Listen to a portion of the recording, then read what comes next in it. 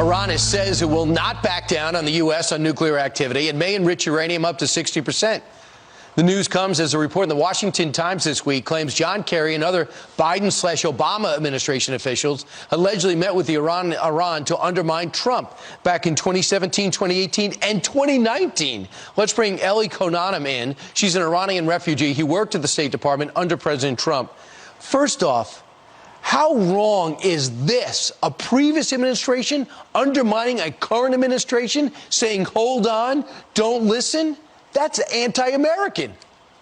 Brian, that's exactly right. What John Kerry did is anti-American. He's demonstrated a very cozy relationship. And, one can't help but think about what happened with General Flynn, who was in office and punished for having conversations with foreign government. And John Kerry did this when he was out of office. You have to wonder, what exactly was it that John Kerry was advising the Iranians? Because the Trump administration wanted to hold the Iranians accountable. We launched the maximum pressure campaign, which was the strongest campaign. And so what exactly was it that John Kerry was telling them? Just ignore America until we're back in power? It's kind of unbelievable. And Brian, what it brings me to is today and what the Biden administration is doing right now, which is that they are making a number of unilateral concessions to the Iranian regime.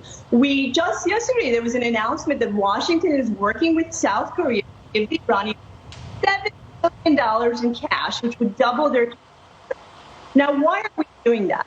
Maximum pressure can't work. The Iranians are at the weakest point in their 40. They're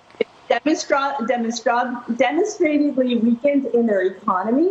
The Iranian people have taken to the streets to protest over and over again, and the Iranian regime is struggling with COVID. They've completely failed the COVID mandate. Yeah, Ellie, you're breaking up a little bit, but I got your message, especially you were talking about this. And as an former Iranian citizen, it's really got to irk you because the pressure campaign was working.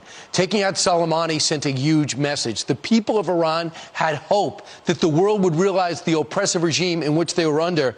And then you figure that the IAEA has already found undeclared uranium material in 2 separate sites in Iran, and they're now bragging about the fact that they're close to a nuclear weapon. And what are we doing? Saying, knock, knock, please talk to us. Your final thought real quick? Yeah, Brian, you know what? The Iranian regime is really on the verge of collapse. They are the ones who need the United States. The Biden administration is practicing what I call diplomatic malpractice. We need to stop making unilateral concessions to the Iranian regime. We need to re-up our demands against them. Right, I agree. Ellie, we'll have you back, we promise, because this is serious.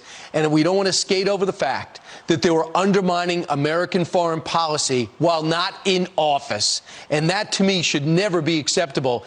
And if the Trump people or you started doing it, I'd feel just as outraged. That should be one message, one voice. Thanks so much, Ellie. Appreciate it. Thank you. All right.